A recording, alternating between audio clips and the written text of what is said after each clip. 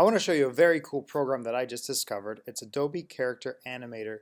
It's in beta currently, but it's a great way that you can create animations that are basically puppets that follow your voice. As I open up this program, you can see as I speak, it moves the mouth of the character. I can look one way, I can look another way. It follows my eye movement. It tracks the movement of your mouth, your eyes, different parts, your eyebrows, and you can make this move and you make the character follow you. Now,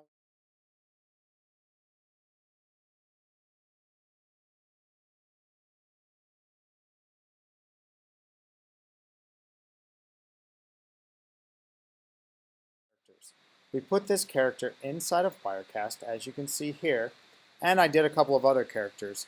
Now these characters, or these puppets, I downloaded from a website called OK Samurai, as well as from built-in puppets that are included with this software. Let me show you another puppet that we did, and this one I had standing in a different position, and so I even changed the workspace to a different location. And now you can see inside of Wirecast, here's the other puppet. Again, it follows my movements and it does what I can do. So now another thing you can do, not just follow your movements, but you can position these characters how you want to position them, and you can move them about as you record. I'm not going to go into a tutorial now on how to create all of this. There's fabulous tutorials created online. Check out the one by OK Samurai. It's phenomenal. It shows you everything that you need to know to get started. And I just want to show you what we did with it and how you can maybe have fun with this.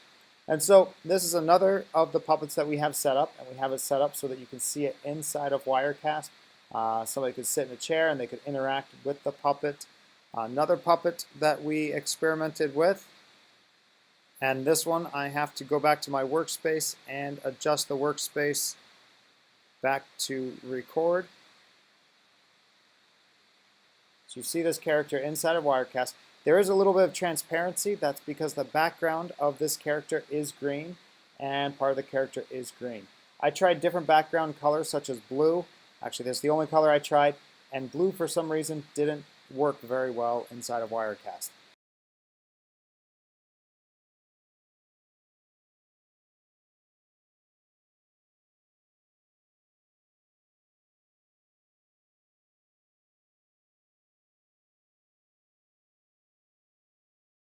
So this was a real quick demonstration on how I could show my students this technology that was working.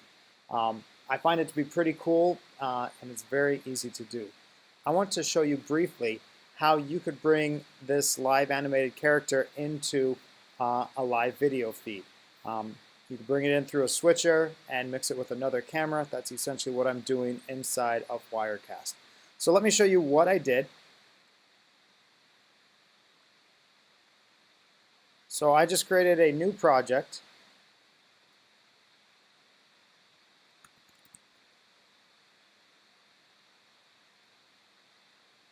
Once you have a new project inside of Character Animator, we need to go to Start so that we can get a character.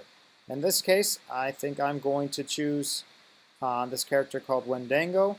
It lets you, when you click on it, it lets you open it up in Photoshop. Make sure that you keep the layers inside of Photoshop. Do not flatten if it asks you to do that. You can come in here, you can edit, you can go through and change any of the effects. In fact, once you look at the structure here, you can basically recreate anything you want by adjusting the layers inside of here. For today, I'm not going to alter this. I have done it, and it's a lot of fun to go through and alter it. I just want to keep it as is to show you how you can get this inside of Wirecast. So I'm going to quit out of Photoshop. And now I have my character. Now my character is set up here. I want to get my character from here into Wirecast. But I need to put a green background in here because if I get rid of the black, it will get rid of the black eyes.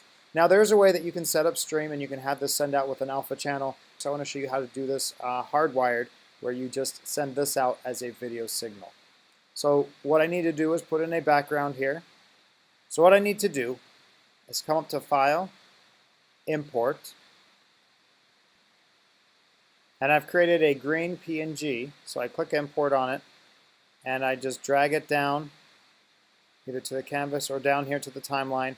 Make sure that it is beneath the puppet that you have, and now I have my green character set up. So with my green character set up, I have this basically sending out to my video inside of Wirecast.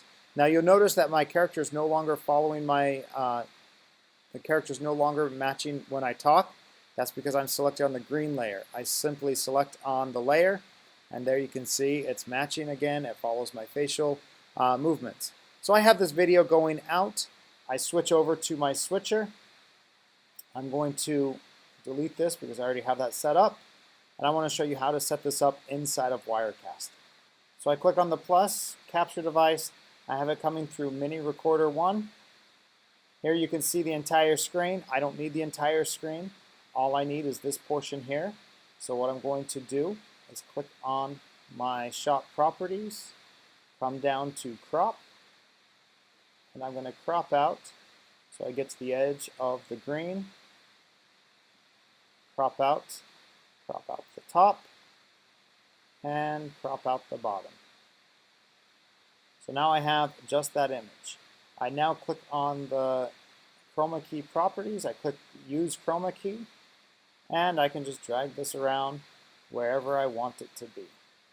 So now it will follow my facial recognition, and it's going on top of a live video feed. It's a pretty easy process. I know that they've come up with I know that there's a plugin that you can use to have it go over from one computer to the other.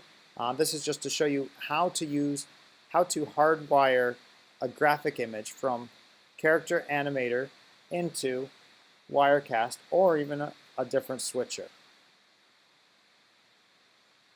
Anyway, I think this is a pretty cool product, and I look forward to exploring it more. This was just my first experience exploring it, and I wanted to find a way to get my students excited for it. And this is what we chose to do. This is what I chose to do is between lunch and an after-school club, I set up 2 computers and a camera so that I could get Character Animator to overlay with a video feed. Anyway, do some cool things with this software. Have a great day.